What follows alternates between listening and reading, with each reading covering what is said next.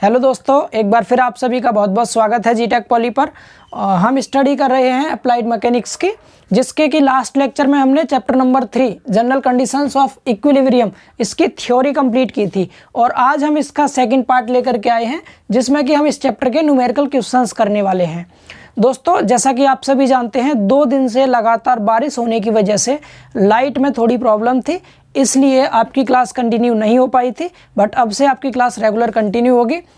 और ये मैकेनिक्स का लेक्चर नंबर 12 है। इससे पहले 11 लेक्चर हम कंप्लीट कर चुके हैं। अगर आपने पिछले लेक्चर्स को नहीं देखा हो तो आप जाकर के चैनल पर देख सकते हैं। जिस वीडियो को आप देख रहे हैं उसके चैनल का नाम लिखा है जीटेक पॉली। अगर आप उस पर क्लिक करेंगे तो आपके पास एक पेज खुल के आएगा, जिसमें सबसे पहले ऊपर लिखा होगा होम, सेकंड पे लिखा होगा वीडियोज और थर्ड पे लिखा होगा प्लेलिस्ट। तो यहाँ प्लेलिस्ट पे जैसे ही आप क्लिक कर देंगे तो इसके नीचे आपको वीडियोज की प्लेलिस्ट खुल के आएंगी इस तरह से। और जिसमें कि सबसे ऊपर एक प्लेलिस्ट है अप्लाइड मैकेनिक्स की। उस पर आप क्लिक करेंगे तो आपको सभी लेक्चर्स मैकेनिक्स के सीक्वेंस में मिल जाएंगे। अगर आप अप्लाइड मैथ की प्लेलिस्ट पर क्लिक करेंगे तो वहाँ पर आपको मैथ की क्लास मिल जाएंगी सीक्वेंस में। इस तरह से आप प्लेलिस्ट में जाकर के पिछली क्लासेस को भी देख सकते हैं। तो चलिए दोस्तों, समझते हैं हम इसके न्यूमेरिकल क्वेश्चंस। बहुत ज़्यादा इंपॉर्टेंट नहीं है, बट हम हर एक चैप्टर को पढ़ते हैं तो पहले उसकी थ्योरी पढ़ते हैं, उसके बाद उसके फॉर्मूले डेरिवेशन के बाद न्यूमेरिकल क्वेश्चंस भी जरूर करते हैं। तो ये क्वेश्चंस भी आप एक बार सीख लें, जिससे कि आपको थोड़ा सा आइडिया हो जाए कि इन क्वेश्चंस को हम किस तरह से सॉल्व करेंगे। बहुत इंपॉर्टेंट नहीं है, लेकिन अगर एग्जाम में आ जाए तो हम इजीली कर पाएंगे और आपको थोड़ा सा सीखने को भी मिलेगा यहाँ से। तो देखिए, क्वेश्चन लिखा हुआ है आपके सामने। क्वेश्चन मैंने हिंदी में ही लिख दिया है, बट मैं समझा दूंगा दोनों लैंग्वेज में, परेशान ना हो आप। पहला क्वेश्चन है, एक 100 न्यूटन भार की एक समान छड़ AB एक भारहीन डोरी द्वारा संतुलन में है, जैसा कि चित्र में दर्शाया गया है। डोरी में तनाव तथा दीवार पर प्रतिक्रिया की मात्रा एवं A पर इसकी दिशा ज्ञात कीजिए। यानी क्या क्या पूछा, आप ध्यान से समझिएगा। यहाँ पर कहा गया है कि ये डायग्राम आपको पहले से दिया जाएगा क्वेश्चन में, क्लियर। जिसमें कि कोई एक छड़ थी AB एक समान छड़ है, यानी यूनिफॉर्मली बार है या रॉड है AB। इसका वेट दे रखा था 100 न्यूटन। आप सभी जानते हैं किसी भी बॉडी का जो वेट होता है दोस्तों, हमेशा उसके सेंटर पे काम करता है। सेंटर से मतलब क्या है, ये AG और GB जो है ये दोनों आपस में बराबर हैं, या ये मैं कहूँ कि AG जो है AB का आधा है, कह सकते हैं, क्योंकि सेंटर पर लगा हुआ है फोर्स। पहली चीज। दूसरी चीज क्या बोला है, ये कोई डोरी है जो बंधी हुई है, इसमें 100 सेंटीमीटर इसकी लंबाई है। क्वेश्चन में मेंशन नहीं किया, बट डायग्राम में मेंशन कर दिया। आप डायग्राम को देख के समझ सकते हैं। तो ये डोरी है, तो डोरी में टेंशन जो होगा, उत्पन्न तनाव जो होगा, एक तो वो बताना है हमें। दूसरा ये दीवार है, तो दीवार में यहाँ पर आपकी छड़ यहाँ पर फंसी हुई है, तो इस छड़ पर जो रिएक्शन होगी, प्रतिक्रिया होगी, हमें वो भी निकाल के बतानी है, उसकी वैल्यू क्या आएगी, क्लियर। सबसे पहला काम हम क्या करेंगे, इसका फ्री बॉडी डायग्राम बनाएंगे, ठीक है। तो मैं आपके सामने बनाता हूँ फ्री बॉडी डायग्राम, ध्यान से समझिएगा। जैसे ये कोई छड़ है, तो ये छड़ हमने यहाँ बना ली, ये छड़ थी, क्लियर। ये A पॉइंट है, यहाँ पर हमारा B पॉइंट है, ठीक है। यहाँ पर नीचे G पॉइंट पर इसका वेट लगा हुआ है 100 न्यूटन का, ये पॉइंट G था। यहाँ तक क्लियर है सभी को, ठीक है। एंड इधर को एक डोरी जा रही है इस साइड को, इस तरह से। इस डोरी में क्या, ये डोरी की लेंथ दे रखी थी 100 सेंटीमीटर, उसे वहीं लिखा रहने तो कोई दिक्कत नहीं। यहाँ पर इसमें क्या उत्पन्न होगा, इसमें दोस्तों तनाव उत्पन्न होगा, टेंशन, क्योंकि डोरी में हमेशा टेंशन होता है। तो यहाँ T लिख दिया हमने, ठीक है। एंड ये जो हमारी दीवार थी, ये दीवार थी, यहाँ से मैं नीचे डैश डैश करके दिखा देता हूँ।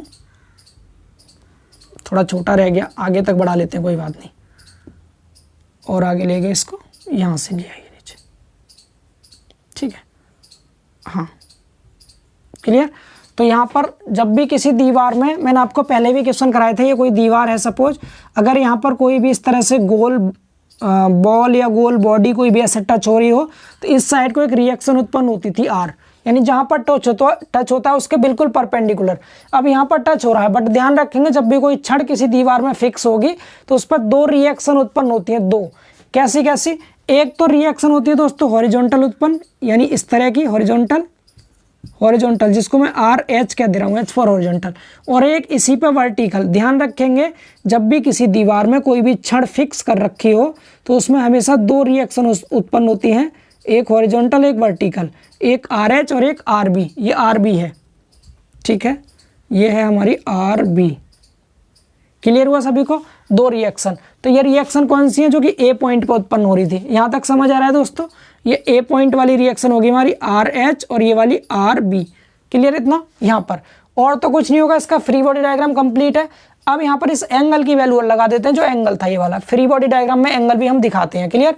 तो देखिए एंगल की वैल्यू कैसे निकालेंगे, तो आप सभी जानते हैं ट्रायंगल बन रहा है, ट्रायंगल बन रहा है ना ABC, तो यहाँ लिख देते हैं हम क्या, ट्रायंगल ABC से। अगर आप इस ABC ट्रायंगल को देखेंगे दोस्तों, तो ये आपका कर्ण है हाइपोटेनियस, ये लंब है यानी परपेंडिकुलर, तो साइन थीटा लगा देंगे। साइन थीटा होता है लंब बट्टे कर्ण, यानी कि लंब कितना 50 सेंटीमीटर अपॉन कर्ण कितना है 100 सेंटीमीटर, परपेंडिकुलर अपॉन हाइपोटेनियस। ये 50 से 100 दो बार कटेगा, तो साइन थीटा इक्वल टू हो गया 1/2, और साइन 30 का मान होता है 1/2, डेट मीन्स थीटा की वैल्यू आ गई 30 डिग्री। यहाँ तक समझ आ रहा है दोस्तों, थीटा की वैल्यू 30 डिग्री आ गई इसकी, तो यहाँ दिखा देंगे हम कितना 30 डिग्री का एंगल दिखा देंगे। इतना समझ आ रहा है आप सभी को? जी हाँ दोस्तों, इसका फ्री बॉडी डायग्राम ये आपके सामने बन चुका है, ठीक है। तो मैं जो मेन डायग्राम था इसको रफ करने जा रहा हूँ, उससे पहले आप इसका स्क्रीनशॉट ले लीजिए एक बार, जिससे कि आप क्वेश्चन को नोट कर सकें और एंगल कैसे निकाला है इसको भी देख सकें, ठीक है। अब हम इस फ्री बॉडी डायग्राम को देख करके पूरे क्वेश्चन को सॉल्व करने वाले हैं। आप सभी को पता है ना क्या पूछा है इसमें, RH की वैल्यू पूछी है, RV की वैल्यू और T की वैल्यू। क्या रखा है, डोरी में तनाव बताओ, दीवार पर प्रतिक्रिया बताओ, और डायरेक्शन भी बतानी है। डायरेक्शन अभी आगे बताएंगे कैसे निकालेंगे। तो फिलहाल मैं इसे रफ करता हूँ और आगे सॉल्व करते हैं इसको, ठीक है। यहाँ तक तो बिल्कुल ईजी था, आप सभी को समझ आ गया होगा, क्लियर। तो इसको रफ कर रहा हूँ इधर वाले डायग्राम को, ठीक है। जो डिस्टेंस दी गई थी वो एंगल निकालने के लिए दी गई थी सिर्फ, और कुछ नहीं। अब यहाँ पर हमारे पास सिर्फ एक फोर्स पता है, बाकी कई सारे फोर्स इसमें अननोन है। तो अननोन फोर्स निकालने के लिए हमारे पास सिर्फ एक ही चीज़ है, क्या, संतुलन की अवस्था, ठीक है। यहाँ पर क्या काम करेगा हमारा, संतुलन की अवस्था, क्योंकि क्या भी रखा था क्वेश्चन में, मिटा दिया मैंने कि बॉडी संतुलन में है, ठीक है। तो यहाँ पर हम क्या लिखेंगे, संतुलन की अवस्था में, इंग्लिश में लिख देंगे इन इक्विलिब्रियम कंडीशन, संतुलन की अवस्था में, संतुलन की अवस्था में, इंग्लिश में लिख दीजिएगा आप इन इक्विलिब्रियम कंडीशन। इक्विलिब्रियम की कंडीशन मैंने आपको 3 पढ़ाई थी, कौन कौन सी, एक बताई थी सिग्मा Fx बराबर 0, एक सिग्मा Fy बराबर 0, और तीसरी सिग्मा m बराबर 0। ये कब लगाते हैं, जब हमारे फोर्स अलग अलग पॉइंट पर लगे हों, ठीक है। यानी कि असंगामी बलों के लिए 3 होती हैं संतुलन की अवस्थाएं।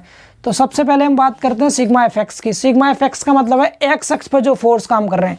तो एक्स अक्ष की बात करें तो एक्स अक्ष आप सभी जानते हैं एक्स अक्ष होता है, इधर प्लस होता है इधर माइनस, यानी इधर की तरफ एरो होगा तो प्लस, इधर की तरफ एरो होगा तो माइनस।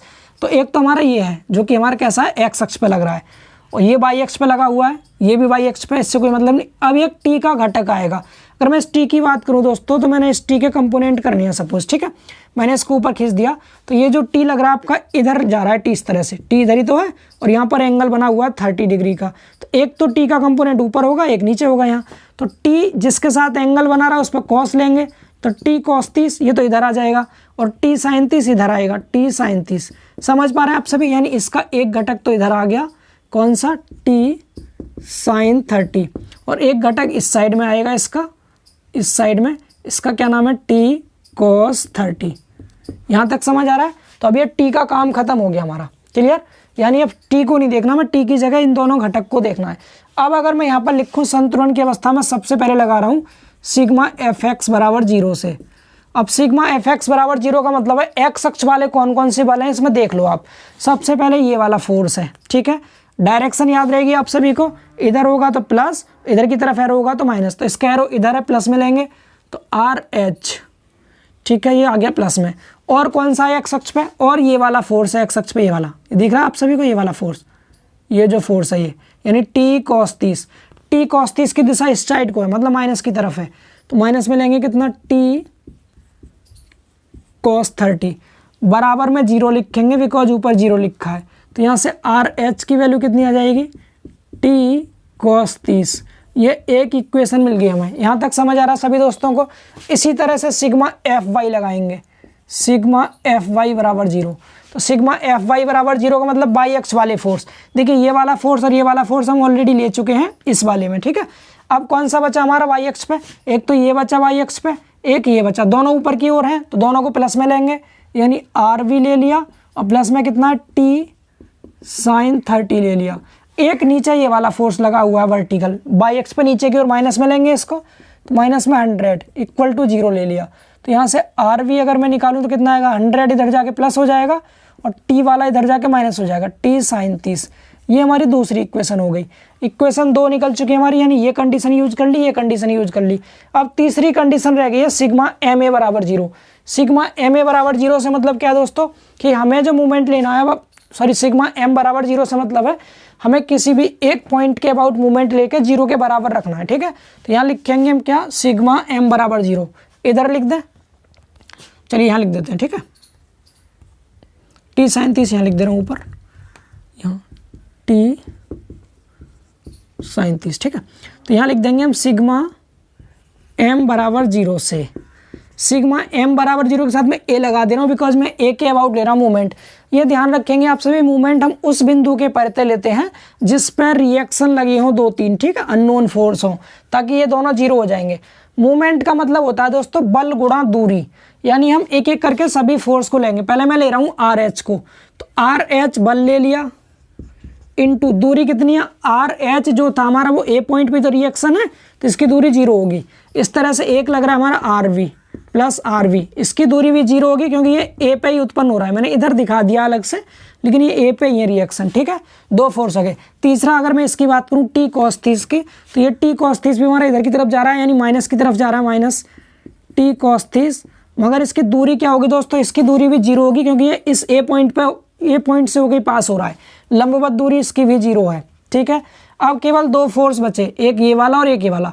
तो 100 की बात करें तो नीचे की ओर है, माइनस में ले लीजिए, माइनस में 100 इंटू में, अब यहाँ से ए तक की दूरी कितनी है, ये जी ए या ए जी कह दो आप, तो मैंने इसको ए जी कह दिया, ठीक है। एंड ये ऊपर की ओर लग रहा है, इसको प्लस में ले लीजिए, प्लस में कितना है ये टी साइन 30 ले लिया।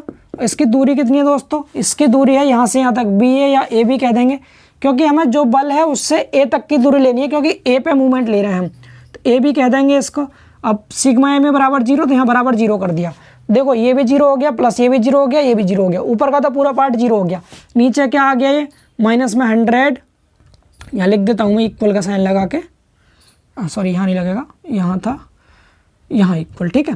तो ये तो ऊपर वाला पार्ट 0 हो गया पूरा, माइनस ये पूरा 0 हो गया, माइनस 100 है ये, इंटू में ए जी क्या है, ए और जी, तो मैंने आप सभी को बताया था ये 100 न्यूटन का जो भार है इसके सेंटर पर लग रहा है, तो ए जी यानी ए बी का आधा होगा ए जी, तो मैं कह सकता हूँ यहाँ पर A B by two plus T sine 30 degree into A B बराबर 0। यहाँ भी ए बी है, यहाँ भी ए बी है, ए बी यहाँ से मैं कॉमन ले सकता हूँ, ठीक है, यहाँ से ए बी कॉमन ले लीजिए आप।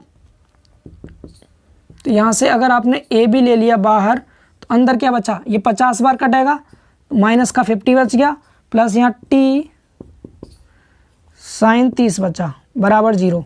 ये जो ए बी है ये 0 में चला जाएगा, 50 को इस साइड ले आइए आप, इस साइड, तो टी साइन 30 बराबर 50 इधर आके प्लस का हो गया। साइन 30 का मान 1/2 होता है, मैं यहाँ 1/2 लिख दूँ साइन 30 की जगह पे, 1/2 लिख दिया, 2 इधर जाके मल्टीप्लाई में हो जाएगा, नीचे है इधर ऊपर बन जाएगा। तो टी बराबर कितना आ गया हमारा, टी बराबर आ गया दोस्तों 100 न्यूटन, यानी हमें टी की वैल्यू मिल गई, रस्सी में तनाव मिल गया, कितना है 100 न्यूटन है। सभी को समझ आ रहा है, ये टी की वैल्यू सबको समझ आई, 100 न्यूटन किस तरह से आ गई टी की वैल्यू, ठीक है। चलिए अब देखते हैं, अब टी की वैल्यू को अगर मैं समीकरण 1 में रख दूंगा तो आर एच मिल जाएगा, समीकरण 2 में रख दूंगा टी की वैल्यू तो आर वी मिल जाएगा। तो चलिए ना पुट कर लेते हैं यहाँ पर और हमारा क्वेश्चन पूरा सॉल्व हो जाएगा फिर ये। तो यहाँ लिख देते हैं समीकरण 1 में रखने पर टी बराबर 100 Newton, put in equation first में रखिए यहाँ पर, तो आर एच इक्वल टू आ गया 100 cos 30, ठीक है। तो इसे कैलसी से सॉल्व कर सकते हैं हम 100 cos 30 को, तो ये हो गया 100 cos 30, 86.60 इतने न्यूटन, ये आया आर एच की वैल्यू। समझ आ रहा सभी को। अब समीकरण 2 में रखेंगे अगर हम टी बराबर 100 न्यूटन, पुट इन इक्वेशन 2 में रख दीजिए यहाँ पर 100 माइनस ये हो जाएगा कितना, आर वी इक्वल टू आ जाएगा 100 माइनस टी की जगह 100 लिख दिया और कितना साइन 30, ठीक है। साइन 30 का मान 1/2 होता है, 1/2 होने का मतलब क्या हो गया, ये कट जाएगा 50 बार, 100 में से 50 घटाएंगे 50 आ गया, 50 न्यूटन आ गया ये आर वी की वैल्यू। तो आर एच और आर बी समझ आ गया। अब आर एच और आर बी का जो परिणामी होगा दोस्तों रिजल्टेंट आर, ये होगा और इसकी डायरेक्शन होगी अल्फा दिशा होगी। तो आर निकालने के लिए आप सभी जानते हैं फॉर्मूला क्या होता है आर का, यहाँ हो जाएगा क्या आर एच का स्क्वायर प्लस में आर बी का स्क्वायर। यहाँ आर एच आर बी की वैल्यू पुट कर देना, आपको आर मिल जाएगा। और अगर आपको अल्फा निकालना हो तो tan इनवर्स में हो जाएगा आपका वर्टिकल वाला अपॉन में आर एच। यहाँ से अल्फा की वैल्यू भी निकाल सकते हैं। तो इन दोनों की कैलकुलेशन आप वैल्यू पुट करके खुद से कर लीजिएगा। बाकी हमारे पास जो वैल्यू हमसे पूछी गई थी हमने तीनों निकाल दी। टी की वैल्यू 100 न्यूटन, आर एच और आर बी। मैं देख लूँ एक बार ये आंसर क्या आ रहा है इसका। तो टी की जो वैल्यू है आपकी आर एच दे रखा 50√3, √3 की फॉर्म में था, कोई दिक्कत नहीं। और आर बी दे रखा 50, आर बी 50 ही आ रहा है हमारा। एंड टी की जो वैल्यू है, टी की वैल्यू 100 है, बिल्कुल सही है, ठीक है। तो इस तरह से आप सभी निकाल देंगे इस क्वेश्चन को। तो आप इस क्वेश्चन के सॉल्यूशन का स्क्रीनशॉट ले सकते हैं। थोड़ा सा बड़ा था लेकिन इजीली समझ आ गया होगा आप सभी को, ठीक है। तो चलिए अगले क्वेश्चन की ओर मूव करते हैं और इसको रफ करता हूं मैं। देखिए दोस्तों, ये हमारा क्वेश्चन नंबर 2। यदि चित्र में दर्शाई गई फाउंड्री क्रेन की क्षैतिज रेल AB, यानी यहाँ पर कोई भी एक आपको जो क्रेन होती है उसकी रेल दे रखी है AB। आगे बोला है 250 सेंटीमीटर लंबी है, यानी A से B तक की जो लंबाई है 250 सेंटीमीटर है। दीवार पर तान छड़ की ऊंचाई AC, यानी यहाँ पर ये क्या है AC है, कोई तान छड़ है ये AC। इसकी जो ऊंचाई है 125 सेंटीमीटर है, ठीक है, ये वाली यहाँ तक दे रखी है। और यदि 10 किलो न्यूटन का भार रेल पर दीवार से 200 सेंटीमीटर की दूरी पर लगाया जाए, यानी इस दीवार से 200 सेंटीमीटर की दूरी पर इस रेल पर 10 किलो न्यूटन का भार लगाया गया है, तो हिंज ए पर प्रतिक्रिया ज्ञात कीजिए। यहाँ पर जो हिंज है ये ए, इस पर रिएक्शन आपको बतानी है। क्या होता है हिंज, ये सब मैं आपको पढ़ाऊंगा बीम वाले चैप्टर में, तो वहाँ मैं आपको सपोर्ट के बारे में बताऊंगा, फिक्स सपोर्ट क्या होती है, हिंज क्या होती है। फिलहाल आपको क्वेश्चन ये दिया गया है कि आप यहाँ पर रिएक्शन बताइए, ए पर जो प्रतिक्रिया होंगी उसकी वैल्यू बताओ। तो हमें आर एच और आर बी निकालना होगा इसमें। सबसे पहला काम हम इसका फ्री बॉडी डायग्राम खींच लेते हैं। तो फ्री बॉडी डायग्राम खींचते हैं, देखिए क्या होगा। ये हमारी छड़ थी यानी रेल हो गई AB, क्लियर। ये A है, ये B है, ठीक है। एंड यहाँ पर D पॉइंट पर 10 किलो न्यूटन का कोई भी भार लगा हुआ है। इधर को ये D पॉइंट है, यहाँ पर हमें ये दे रखा है 200 सेंटीमीटर और ये दे रखा है 250 सेंटीमीटर। कहाँ से कहाँ तक, यहाँ से यहाँ तक। और ये कितना था, यहाँ से यहाँ तक ये 200 है, सॉरी, ठीक है, समझ आ रहा है। 1 मिनट बस, ठीक है, इतना क्लियर। एंड आगे इधर को एक क्या छड़ जा रही है, कोई डोरी जा रही है इस साइड से इधर को ऐसे करके, ठीक, यस। तो इसको हम डैश डैश करके दिखाएंगे यहाँ से इस तरह से, क्योंकि यहाँ पर हमें रिएक्शन दिखानी है। इस डोरी में क्या होगा दोस्तों, डोरी में टेंशन होगा, तो यहाँ T लिख दिया हमने, टेंशन, ठीक है, डोरी में, यस, ठीक। और यहाँ A पॉइंट जो था हमारा, ये पॉइंट A, इस पॉइंट A पर रिएक्शन दिखा दी। एक इस साइड को थोड़ा दूर को लेते हैं थोड़ा सा और, जिससे क्लियर आपको दिख सके। एक इधर और एक इधर, ठीक है। इसको कहते हैं हॉरिजॉन्टल वाली को RH, ये है RV। तो हमें RH और RV की वैल्यू बतानी है। तो सबसे पहले तो हम क्या करेंगे, थीटा की वैल्यू निकाल लेते हैं। थीटा की वैल्यू कितनी होगी। अगर मैं ट्रायंगल देखूं ABC, कौन सा ट्रायंगल ABC से, ABC में हमें क्या दे रखा है, परपेंडिकुलर दिया और बेस दे रखा है, यानी AC और AB। tan थीटा लगा देंगे लंब बट्टे आधार। tan थीटा इक्वल टू लंब कितना 125 बट्टे आधार कितना 250, ठीक है, 125 250। तो यहाँ से आ जाएगा tan थीटा इक्वल टू 125 दूनी 250, 1/2 आ गया। तो थीटा इक्वल टू tan इधर चला जाएगा, tan इनवर्स हो गया 1/2। tan इनवर्स 1/2 की वैल्यू कैलकुलेटर से निकालेंगे, ये सभी को मैंने सिखा रखा है। शिफ्ट के साथ 10 दबाएंगे, tan इनवर्स हो गया 1/2 कर दिया। तो यहाँ से वैल्यू आ रही है 26 पॉइंट, यानी थीटा जो आ रहा है हमारा वो आ रहा है 26.565। तो मैं 57 लिख देता हूँ इसको, ठीक है, इतने डिग्री। ये थीटा की वैल्यू आ गई। थीटा की वैल्यू सभी को समझ आ गई। तो मैं थीटा की वैल्यू को आप एक बार देख लीजिए, क्वेश्चन का स्क्रीनशॉट ले सकते हैं ताकि आप बाद में लिख सकें अपने नोट्स में लिखने के लिए इसको, ठीक है। तो मैं इसको क्या करता हूँ, अब रफ कर देता हूँ इसे, क्वेश्चन को भी और इस वाले डायग्राम को। हम इसकी हेल्प से पूरा क्वेश्चन सॉल्व करेंगे। इसकी वैल्यू लिख दे रहा हूँ मैं, यहाँ कितनी आई है 26.57 डिग्री। ठीक है, थीटा की वैल्यू है ये। चलिए हटा दें इसे, अब सॉल्व करते हैं। देखिए डायग्राम को देख के थोड़ा सा ध्यान से समझिएगा, बिल्कुल पिछले वाले क्वेश्चन की तरह ही है, बिल्कुल सेम टू सेम वैसे ही करना है। सबसे पहले लिखना है हमें संतुलन की अवस्था में। संतुलन की अवस्था क्या क्या होती है हमारी, सबसे पहले लिखेंगे सिग्मा एफ एक्स बराबर 0 से। ठीक है, पूरा लिखिएगा आप, संतुलन की अवस्था में लिख के तब लिखेंगे इसको, सिग्मा एफ एक्स बराबर 0। एक्स अक्ष वाले फोर्सेस कौन कौन से हैं, सिग्मा एफ एक्स में आप सभी समझते हैं, इधर वाला प्लस इधर वाला माइनस। ठीक है, इधर को जिसका एरो प्लस इधर वाले एरो को माइनस। तो ये वाला फोर्स आर एच इधर की साइड लग रहा है प्लस होगा, तो आर एच ले लिया प्लस में, माइनस में आएगा टी का जो घटक आएगा इस साइड को, क्या होगा वो टी कॉस बनेगा क्योंकि इसी के साथ एंगल है 26.57 डिग्री। क्लियर इतना, और तो कोई क्षैतिज बल नहीं है, बिल्कुल नहीं। ठीक है, बराबर 0 के रखेंगे तो यहाँ से आर एच कितना निकल आएगा हमारा, टी कॉस 26.57 डिग्री। एक इक्वेशन हो गई। दूसरा सिग्मा एफ वाई बराबर 0 से, सिग्मा एफ वाई बराबर 0 से आप सभी जानते हैं वाई एक्स पे ऊपर प्लस नीचे माइनस। ऊपर कौन सा है फोर्स, ऊपर एक तो आर वी लग रहा है, प्लस में ले लेंगे आर वी। ठीक है, प्लस दूसरा इसका घटक जाएगा टी का कंपोनेंट इस साइड को जो कि साइन में होगा, टी साइन एंगल कितना 26.57। वर्टिकल वाले दोनों आ गए, ये भी आ गए, ये भी। नीचे की ओर लग रहा है 10 किलो न्यूटन। अगर आपको आंसर किलो न्यूटन में निकालना तो इसको 10 ही लिखिएगा, न्यूटन में चाहिए तो 10,000 लिख लीजिएगा। तो मैं किलो न्यूटन में ही निकालूंगा, मैं 10 ही रखता हूँ इसको। नीचे की ओर है इसलिए माइनस में लिया, बराबर 0। यहाँ से आर वी कितना आ गया निकल के, 10 इधर जाके प्लस हो गया, माइनस में टी साइन 26.57। ये दूसरी इक्वेशन आ गई हमारी। आर एच आर वी की दोनों इक्वेशन समझ आ गई सभी को। अब तीसरा हमारा क्या होता है, सिग्मा एम ए बराबर 0। सिग्मा एम ए बराबर 0 से मतलब हमें ए के अबाउट मूवमेंट लेना है, इस ए पॉइंट के अबाउट। तो R H into 0 R V into 0 दोनों 0 हो जाएंगे। लिख दीजिएगा R H into 0 plus R V into 0। Clear हुआ इतना। इसके बाद आगे कौन सा फोर्स है, टी का जो कंपोनेंट था कॉस वाला इधर को, वो भी 0 हो जाएगा, यानी माइनस में टी कॉस 26.57 इंटू 0, ये भी 0 हो गया।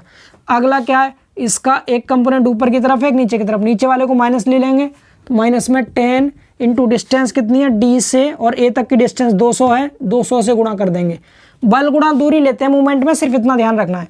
आगे एक ये वाला घटक जाएगा जो कि टी साइन था, तो ऊपर की ओर में प्लस ले लीजिए, टी साइन 26.57 इंटू दूरी कितनी है यहाँ से और ए तक की दूरी 250 है, 250। मैं यहाँ कर देता हूँ मल्टीप्लाई, नीचे मल्टीप्लाई बाई 250। ठीक है, यहाँ से स्टार्ट किया है ये, यहाँ तक हो गया। अब आगे इसको सॉल्व करते हैं, तो इसको सॉल्व मैं इधर कर दे रहा हूँ, बराबर में 0 भी लिख दीजिए क्योंकि 0 था ना, इक्वल में 0 है। तो ये पूरी लाइन ऊपर वाली 0 होगी, सबका 0 से मल्टीप्लाई हो। यहाँ से शुरू करते हैं, माइनस में कितना हो गया ये, माइनस में 2000 हो गया, प्लस कितना है ये, टी साइन 26.57 इंटू 250 बराबर 0। ये माइनस वाले को इधर ले जाइए, प्लस हो जाएगा इधर जाके, तो कितना आ गया, टी आ गया। ये 250 को आगे लिख दीजिए, ऐसे लिखिए, टी ब्रैकेट लगा के लिख दीजिए इसको, 250 टी 250 और साइन 26.57 इक्वल टू इधर जाके 2000 प्लस का हो गया। ये अपॉन में आ जाएगा इसके, तो यहाँ से टी की वैल्यू मिल जाएगी हमें 2000 अपॉन में 250 साइन 26.57। इसको कैलकुलेट कर लेते हैं, कैलकुलेट करते हैं इसको। 2000 डिवाइड बाई ब्रैकेट लगा के लिखिएगा इसको, 250 साइन 26.57 ब्रैकेट क्लोज। ये आ गया टी की वैल्यू 17.88, इतना किलो न्यूटन आ रहा है, 17.885 ये किलो न्यूटन में आ गया। ठीक है, अब टी की वैल्यू अगर आप इक्वेशन फर्स्ट में पुट करेंगे तो आर एच निकल जाएगा, पुट इन इक्वेशन फर्स्ट तो आर एच मिल जाएगा, यहाँ से क्या मिल जाएगा, आर एच मिल जाएगा। और अगर हम पुट इन इक्वेशन सेकंड तो यहाँ से आर बी मिल जाएगा। तो इस तरह से आर एच आर बी निकाल सकते हैं जी, नहीं आर एच आर बी निकाल सकते हैं। बस मैं टी की वैल्यू चेक कर लूँ, टी की वैल्यू क्या आ रही है, 17.88, बिल्कुल सही आ रही है टी की वैल्यू। समझ आ रहा, तो टी की वैल्यू को आप यहाँ पुट कर दीजिएगा यहाँ पर, तो आर एच मिल जाएगा, और यहाँ रखेंगे तो आर बी मिल जाएगा। आर एच आर बी निकलने के बाद अगर आपको आर निकालना हो, जो कि इन दोनों के बीच में होगा आर, ये वाला आर, तो फॉर्मूला लगा दीजिएगा अंडर रूट में आर एच का स्क्वायर प्लस आर बी का square. R H R B की वैल्यू पुट करके आर निकल जाएगा। एल्फा निकालना हो, एल्फा मीन्स इसकी डायरेक्शन हॉरिजॉन्टल से कितनी है, तो tan इनवर्स करके R V upon R H लगा दीजिएगा, तो आपको ये भी मिल जाएगा। क्लियर ना, तो इस क्वेश्चन को भी कंप्लीटली कर लेंगे आप, बिल्कुल पीछे वाले क्वेश्चन की तरह था। ठीक है, तो और देखते हैं आगे क्वेश्चन, इसका अगला क्वेश्चन क्या है देखते हैं। आप इसका स्क्रीनशॉट ले लीजिए, सॉल्व कर लीजिएगा घर पे अच्छे से। देखिए दोस्तों, अगला क्वेश्चन, क्वेश्चन नंबर 3, आज की क्लास का ये लास्ट क्वेश्चन है, और ये काफ़ी इंपॉर्टेंट क्वेश्चन है बिकॉज ये पूछा गया है यूपीवीटी 2012 के एग्जाम में, तो बहुत ध्यान से आपको समझना है। इस तरह का क्वेश्चन मैंने आपको सेकंड चैप्टर में भी कराया था, बट उसमें और इसमें थोड़ा सा डिफरेंस है। ये थर्ड चैप्टर का क्वेश्चन है, डेट मीन्स पीछे जो हमने क्वेश्चन किया था उसमें हमने इन सभी फोर्सेस का रिजल्टेंट निकाला था, परिणामी निकाला था, बट यहाँ पर क्या कर रखा है, ये फोर्स ही अननोन है, पी और क्यू लिख दिया और हमसे कह दिया पी क्यू की वैल्यू बताओ। ठीक है, तो बेसिक सा डिफरेंस है। उस क्वेश्चन में हमें केवल क्या लगाना पड़ा था, रिजोल्यूशन मेथड लगाया था, यानी कि जो सेकंड चैप्टर में हमने पढ़ा था वियोजन विधि, उससे हमने आर निकाल लिया था। ठीक है, बट यहाँ पर हम क्या लगाएंगे, यहाँ लिखा साम्य अवस्था, यानी हम साम्य अवस्था की कंडीशन लगाएंगे। इक्विलिब्रियम कहते हैं इंग्लिश में साम्य अवस्था को, तो सॉरी, तो हम क्या करेंगे, यहाँ पर भी इक्विलिब्रियम की ही कंडीशन लगाने वाले हैं, ध्यान से समझिएगा। ठीक है, तो थोड़ा स्लो बोल रहा हूँ बिकॉज तबीयत थोड़ी ठीक नहीं है, तो आप ध्यान से समझेंगे। एंड ये 3 क्वेश्चन इस चैप्टर के हमारे अंतिम क्वेश्चन है, बिकॉज इसी के जैसे क्वेश्चंस और भी हैं कुछ एग्जांपल्स एक्सरसाइज में, आप करके देखिएगा। और अगर आपसे फिर भी कोई क्वेश्चन नहीं होता है तो आप मुझे सेंड कर दीजिएगा व्हाट्सअप पर, मैं आपके क्वेश्चन का रिप्लाई ज़रूर करूँगा। ठीक है, आप भेज दीजिएगा मुझे इस नंबर पर व्हाट्सअप करके, तो मैं आपको क्वेश्चन का रिप्लाई दे दूँगा। इसके अलावा ये चैप्टर आपका बहुत ज़्यादा इंपॉर्टेंट नहीं था, बट अगला जो चैप्टर आएगा हमारा मूवमेंट एंड कपल, बहुत इंपॉर्टेंट है, तो उसमें भी इन सब का यूज होगा। बट मैं यहाँ पर जितने चैप्टर्स हैं आपके उनमें अगर थोड़ा भी न्यूमेरिकल का यूज हुआ तो मैं आपको सिखा रहा हूँ ताकि आप सीख सकें। ठीक है, बट हम इस क्लास में केवल ये 3 क्वेश्चन ही रखेंगे। तो चलिए एक बार क्वेश्चन को रीड करते हैं। क्वेश्चन में लिखा है ABCDEF एक समषटकीय में, यानी ये क्या है, हेक्सागोनल है, इक्वल हेक्सागोनल है एक। इसमें बल दे रखे हैं कितने कितने, 90 न्यूटन, PQ 240 न्यूटन और 180 Newton. AB, CA, AD, AE और FA पर क्रमशः लगते हैं, यानी कि जो 90 न्यूटन है ये लगा है AB पर, A से B की तरफ, एरो का विशेष ध्यान रखें। ठीक है, एंड दूसरा जो बल है आपका P, ये लगा है P किधर, C से A की तरफ, C ये है C से A की तरफ, यानी अंदर की ओर एरो आएगा P। एंड जो Q लगा है हमारा, Q लगा है AD, A से D की तरफ Q, आगे है Q के बाद 240 लगा है AE की तरफ, A से E की तरफ जाएंगे 240, एंड 180 लगा है FA, F से A की तरफ 180। इस तरह से ये लगे हुए हैं जैसा कि चित्र में दर्शाया गया है, डेट मीन्स ये वाला डायग्राम आपको दिया जाएगा क्वेश्चन में। ठीक है, एंड आगे बोला है बल P और Q का मान बताइए यदि हमारा जो बल निकाय है, सिस्टम ऑफ फोर्स है, ये साम्य अवस्था की स्थिति में हो, तो हमें P और Q निकालना है। पहली चीज मैंने आप सभी को बताया था, कोई भी समषटभुज हो, 6 भुजा वाली कोई भी आकृति हो, तो उसके प्रत्येक कोण का मान 120 होता है, यानी इसका यहाँ से यहाँ तक जो एंगल होगा दोस्तों, उसकी वैल्यू कितनी होगी, 120 डिग्री।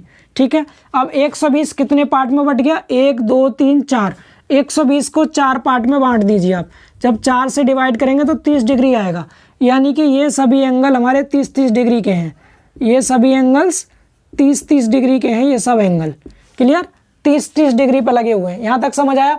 अब हमें क्या करना है, साम्य अवस्था में कह रखा है तो हम साम्य अवस्था की कंडीशन लगा देंगे।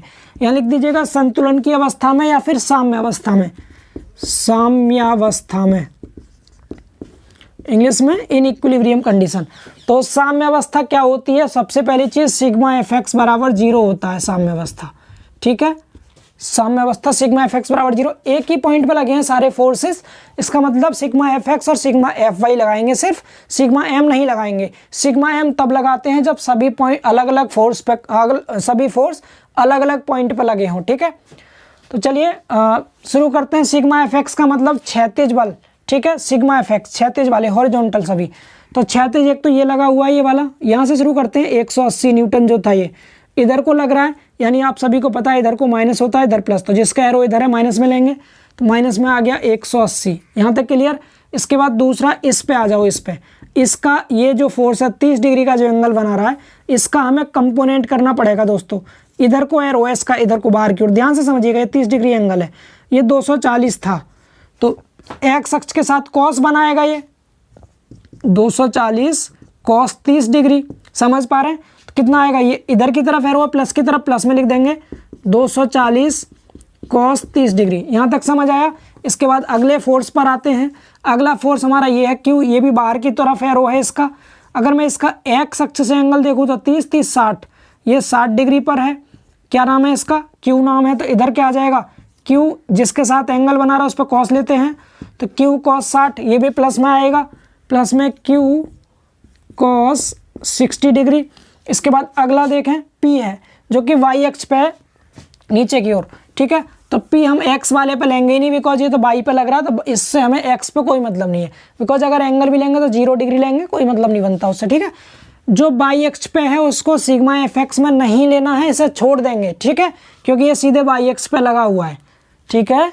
आगे देखिए ये वाला फोर्स, ये वाला, ये क्या है, ये जो फोर्स है आपका इधर बन रहा है, यहाँ से 30 डिग्री का एंगल दे रखा है, तो इसका एक कंपोनेंट इधर जाएगा, एक कंपोनेंट इधर जाएगा। इसकी वैल्यू 90 थी, तो इधर देखिए या इसके साथ एंगल बना रहा है, तो यहाँ पर कॉस आएगा, यहाँ साइन आएगा। तो एक्स अक्ष पे क्या आएगा, 90 साइन 30, 90 साइन 30 आएगा। इधर माइनस होता है तो माइनस में आएगा, माइनस में कितना 90 और साइन 30 डिग्री। समझ आया सभी को? तो हमने इन सब के कर लिए कंपोनेंट, ठीक है। सभी फोर्सेस आ गए हमारे, 180 भी आ गया, 240 भी आ गया, क्यू भी आ गया, पी लेंगे नहीं, बाई एक्स पे था, 90 वाला भी आ गया।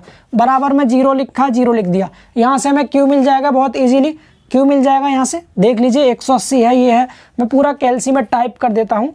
अब देखिए ध्यान से, इसको छोड़ दीजिएगा, बाकी सब टाइप कर लो। माइनस 180, इसके बाद प्लस 240 के साथ कॉस 30 डिग्री, इसके बाद ये माइनस में 90 साइन 30 डिग्री, बराबर किया तो माइनस में 17.15 आ रहा है, ये माइनस में 17.15 आ गया, प्लस में ये है क्यू कॉस 60 डिग्री बराबर 0। इसको इधर लाएंगे, इधर आके प्लस हो जाएगा, तो यहाँ से आ गया Q cos 60 equal to 17.15। Cos 60 से डिवाइड हो जाएगा इधर, तो क्यू की जो वैल्यू आएगी, मैं इसमें डिवाइड कर दे रहा हूँ दोस्तों, कितने से, कॉस 60 से डिवाइड कर दिया हमने। एक मिनट, 17.15 डिवाइड बाई कॉस 60, तो ये आ रहा है आपका 34.3 न्यूटन में था, न्यूटन। क्यू की वैल्यू 34.3, क्यू की वैल्यू आ रही है यहाँ से कितनी, 34.3। मैं देखता हूँ क्यू की वैल्यू क्या, बिल्कुल सही है, एकदम एक्यूरेट आ रहा है दोस्तों क्यू की वैल्यू। समझ आ गया सभी को क्यू कैसे निकालना, बिल्कुल सिंपल है। सिग्मा एफ एक्स निकालना मैंने आपको सेकंड चैप्टर में सिखा रखा है, बराबर 0 के रख देंगे, क्यू निकल गया। अब देखेंगे सिग्मा एफ वाई, तो आप इसका स्क्रीनशॉट ले लीजिए। मैं सिग्मा एफ वाई बराबर 0 रख के सॉल्व करता हूँ इसको। क्यू याद रहेगा 34.3, ठीक है, मैं लिख देता हूँ इधर 34.3 क्यू की वैल्यू है। अब पी के बारे में बात करते हैं, देखो पी कैसे निकलेगा। तो सिग्मा एफ वाई बराबर 0 से, अब सिग्मा एफ वाई का मतलब बाई एक्स वाले फोर्स लेने हैं आपको। बाई एक्स पे ये लगा हुआ नीचे की ओर है, माइनस में लेंगे, तो पी आ गया माइनस में, बिकॉज नीचे की तरफ था। बाकी सबको एक तरफ से शुरू करेंगे, इसको लेंगे नहीं क्योंकि ये एक्स अक्ष पे लगा है, ये हम ले चुके हैं। अब ये 3 बचे हैं, तो पहला फोर्स देख लीजिए, ये वाला जो था, जो इधर को लगा हुआ है, इसके साथ यहाँ पर 30 डिग्री बना रहा है, 240 वाला। तो इस पर तो कॉस आएगा, इस पर क्या आएगा, साइन आएगा। ऊपर की तरफ 240 साइन 30, जिसके साथ एंगल बनाता है उस पर कॉस आता है, इसके साथ एंगल बना रहा है तो इस पर तो कॉस आएगा, दूसरे पर साइन। ऊपर की ओर प्लस में रहता है, प्लस में 240 साइन 30 डिग्री। यहाँ तक समझ आया। अगला आ जाओ इसके बाद इस पर, कौन से पर, क्यू वाले पर।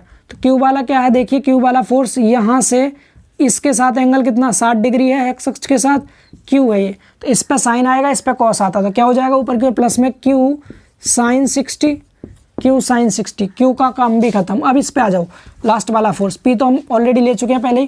क्यू वाले पे लेंगे तो क्यू वाला यहाँ बना रहा है इसके साथ 30 डिग्री का एंगल, कौन सा 90 वाला, 90 न्यूटन ये वाला। तो इसके साथ कॉस आएगा वाई एक्स पे, जिसके साथ एंगल बना था उस पर कॉस लेते हैं, 90 कॉस 30। तो ऊपर की ओर है प्लस में आएगा कितना 90 कॉस 30 बराबर 0 रख दिया। इसको सॉल्व कर लेंगे, सभी फोर्स आ गए, पी आ गया 240 आ गया, क्यू आ गया, 90 आ गया ये वाला, ये लेंगे नहीं एक्स अक्ष पे लगा हुआ था इसलिए। चलिए इसको सॉल्व करके देखते हैं क्या आ रही है वैल्यू इसकी। ध्यान से समझेंगे, एक बार यहाँ क्यू की वैल्यू भी पुट कर देंगे, ये जो क्यू की वैल्यू थी तो यहाँ से आ जाएगा, मैं पी को इस साइड ले जाऊँ बराबर करके, माइनस था इधर जाके प्लस हो जाएगा। तो पी की जो वैल्यू आएगी कितनी आएगी 240 sin 30 प्लस क्यू की जगह पे 34.3 sin 60 प्लस 90 cos 30। पूरा कैलकुलेटर में टाइप कर दीजिए सेम टू सेम जो लिखा है उसे देख देख के, 240 sin 30 plus 34.3 sin 60 plus 90 cos 30 equal कर दिया 227.646 तो 65 कर देंगे न्यूटन। ये पी की वैल्यू है। पी की वैल्यू देखते हैं क्या 227.66, यहाँ दे रखा है 227.65, कोई दिक्कत नहीं, एकदम सही है। ठीक है, तो पी और क्यू हम दोनों वैल्यूज निकाल चुके। इजीली आप सबको समझ आ गया होगा, बस दो कंडीशन लगाई हैं, एक बार सिग्मा एफ एक्स बराबर 0, एक बार सिग्मा एफ वाई बराबर 0। और देखिए 5 नंबर में पूछा गया था 2012 के एग्जाम में ये, तो सभी को समझ आ गया दोस्तों। क्वेश्चन बहुत ज़्यादा टफ नहीं है, बस आपको एक ही चीज़ यूज करनी है, वो है कंडीशन। सिग्मा एफ एक्स बराबर 0, sigma F Y, sigma M. Sigma F X आपको निकालना आना चाहिए, सिग्मा एफ वाई निकालना आना चाहिए, और मूवमेंट कैसे लेते हैं ये आना चाहिए। तो इस चैप्टर के कोई भी क्वेश्चन आपसे नहीं बचेंगे। फिर भी आपके कोई भी छोटे मोटे डाउट्स हो तो आप मुझे व्हाट्सअप कर सकते हैं, या फिर आप व्हाट्सअप ग्रुप का लिंक भी दे रखा है डिस्क्रिप्शन में, वहाँ से ज्वाइन कर सकते हैं। तो दोस्तों मिलेंगे बहुत जल्द नेक्स्ट क्लास में, जिसमें कि हम इसका चौथा चैप्टर स्टार्ट करेंगे अप्लाइड मैकेनिक्स का, मूवमेंट एंड कपल। तो इसी तरह से जीटेक पॉली के साथ जुड़े रहिए, अपना ध्यान रखिए, बाय बाय, टेक केयर।